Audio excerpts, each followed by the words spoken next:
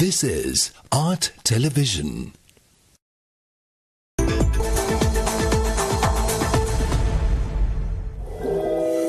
Coming up, State of Business, sponsored by ඔබගේ ආදරණීය වාහනය ආදරයෙන් සුරකින්න ඉකු ටැබ්ලට්ස් භාවිතා කරන්න. IWS Aviation.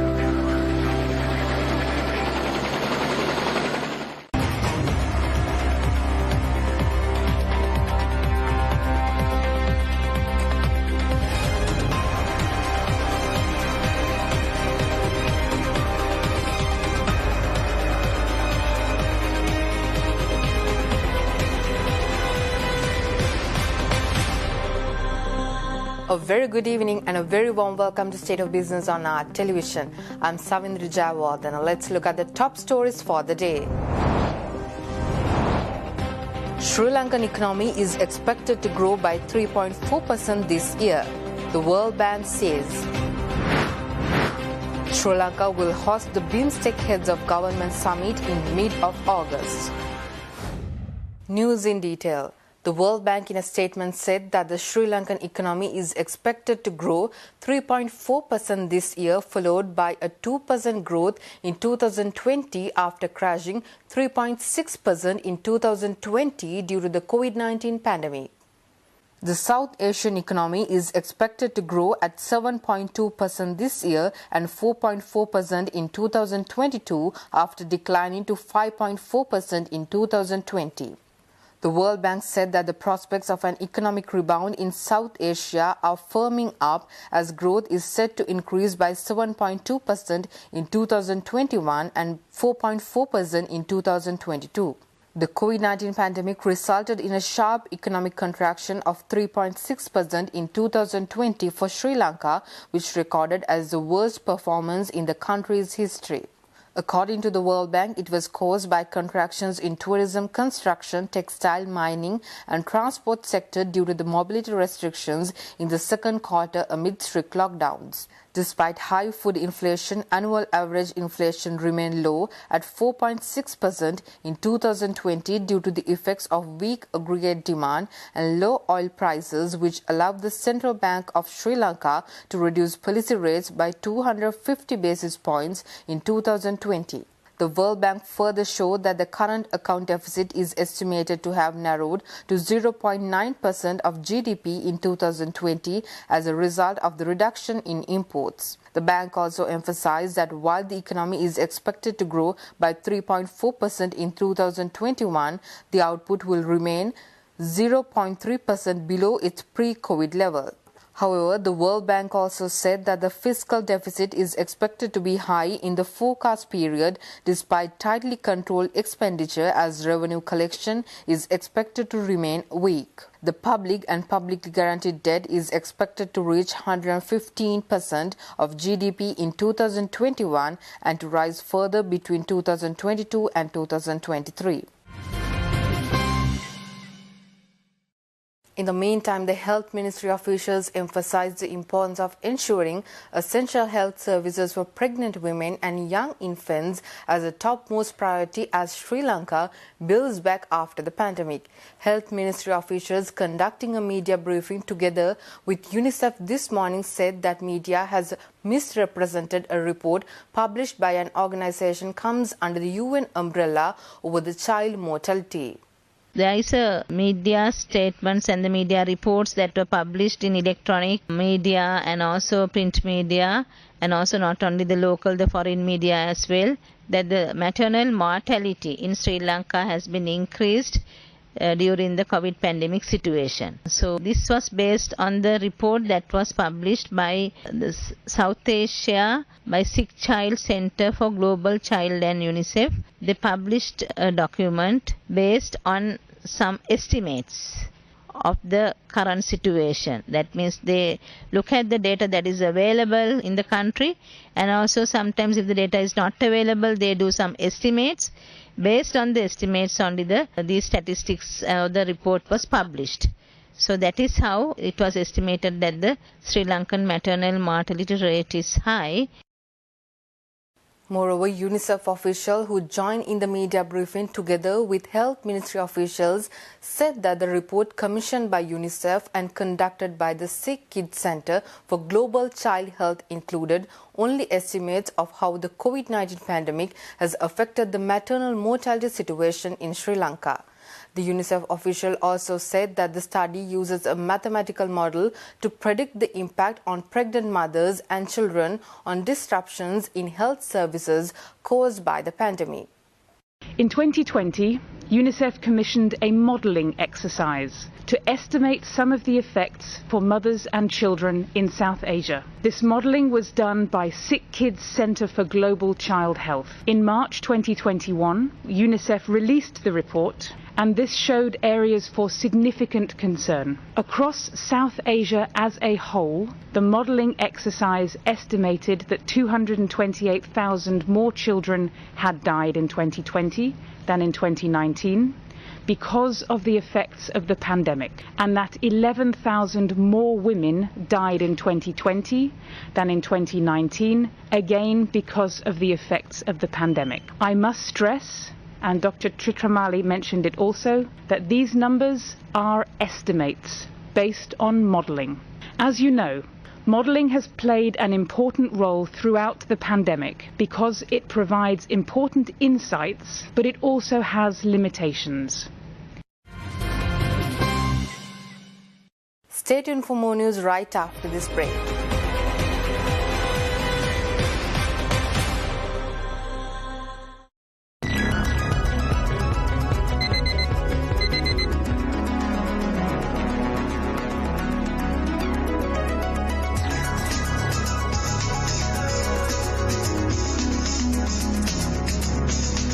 News, views, highlights, updates and opinions. This is Wake Up with us.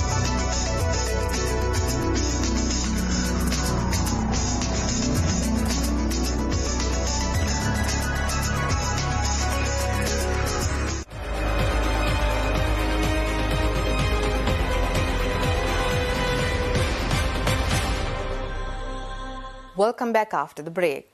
Tourism Minister Prasanna Ranatunga stated that the development and promotional programs of Palali Airport will be implemented within the next few months.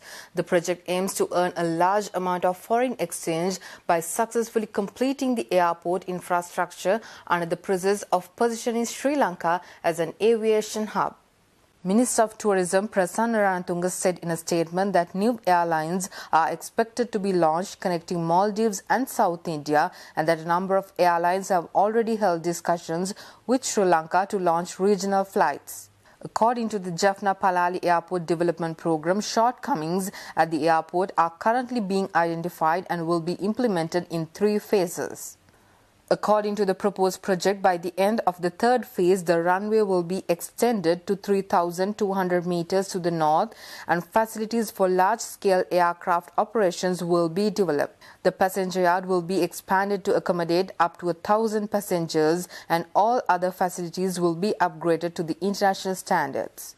The minister further emphasized the importance of developing and promoting the Jaffna Palali Airport with regard to passenger airlines as well as cargo handling and the use of airlines as a means of domestic passenger transport. One of the civil society movements, the National Movement for Law Reforms, warns that the laws pertaining to the Colombo port city is a threat to the sovereignty of Sri Lanka and has a number of legal issues. The members of the movement made these observations addressing a media briefing in Colombo last week. Civil society movement named as the National Movement for Law Reforms said that the bill introduced by the government regarding the laws pertaining to the Colombo port city could be a serious challenge to the sovereignty of Sri Lanka. This bill suggests to establish an institution called the Commission which will compete with the Parliament. Attorney-at-Law Shira Laktilaka, who represented the movement, said that the Constitution states that Parliament has the exclusive power to administer public finances in the country. He also added that the bill has also suggested a fund that is competitive with the Consolidated Fund and is not accountable to Parliament. Meanwhile, he also questioned about the possibility of obtaining a writ order in the event of an act exceeding any jurisdiction and whether the jurisdiction of the Court of Appeal be exercised within the port city. the president grants through a crown grant the total ownership of the 400 odd hectares of the land to the commission. So it gets the perpetual ownership of the land. Then by the act, the commission gets the powers. That is the main, if you talk about the significant features of this bill, that is the main feature, what I can say, as going against the existing constitutional framework. So therefore, what we are saying is there is a need to discuss this within the society, and also there is a need judicial review by the Supreme Court whether this particular provision or provisions of the bill are in conformity of Article 3 or 4. Moreover, Sri Lanka will host the BIMSTEC Heads of Government Summit in mid of August this year. This will be the 5th Bay of Bengal initiative for multi-sectoral, technical and economic cooperation summit of the grouping after the 2018 session, which took place in Kathmandu. The BIMSTEC group, formed in 1997, which is more than 20 years old, consists of 7 members such as India, Nepal, Bhutan, Bangladesh, Myanmar, Thailand and Sri Lanka. Depending on the COVID-19 pandemic situation, it will be finalized whether the summit would happen physically or virtually. Sri Lanka, as the chair of the grouping this year, is eyeing for a physical summit, while the virtual summit was held last week with participation of the foreign minister. The agenda for the leaders' meeting was taken up during the virtual summit. The agenda will consist of the approval of BIMSTEC Charter, BIMSTEC Master Plan for Transport Connectivity and BIMSTEC Convention on Mutual Legal Assistance in Criminal Matters. Grouping is also working on finalization of BIMSTEC Coastal Shipping Agreement and the Motor Vehicles Agreement. It is also reported after Sri Lanka, Thailand will be the host of the grouping. Stay tuned for more news right after this break.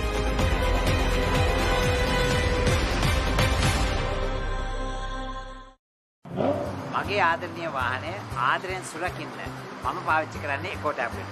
ඔයාලගේත් වාහනේට බය නැතුව එකෝ tablet පාවිච්චි කරන්න. ඔබගේ ආදරණීය වාහනය ආදරෙන් සුරකින්න ඉකෝ tablets භාවිතා කරන්න.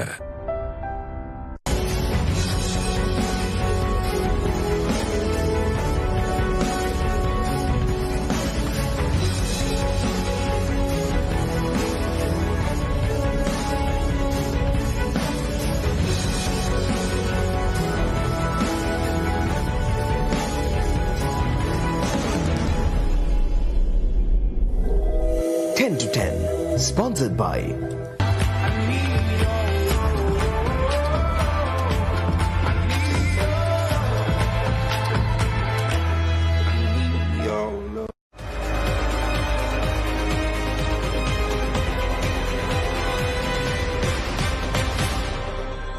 Welcome back after the break. Trading at Colombo Stock Exchange ended on a positive note today. The all-share price index gained 24.55 points to close at 7,217.83, and the S&P SL 20 gained 6.58 points to close at 2,874.3. The turnover was 2 billion rupees and over 77 million shares were traded. Up next are Forex rates.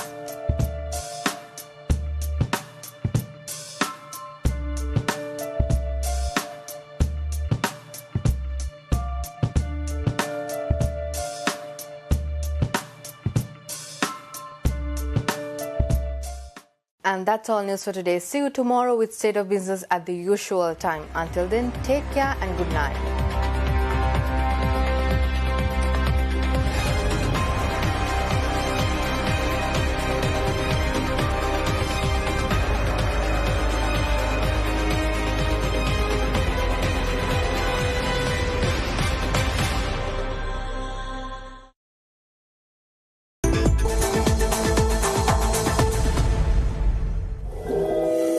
State of Business was sponsored by ඔබගේ ආදරණීය වාහනය ආදරෙන් සුරකින්න ඉකෝ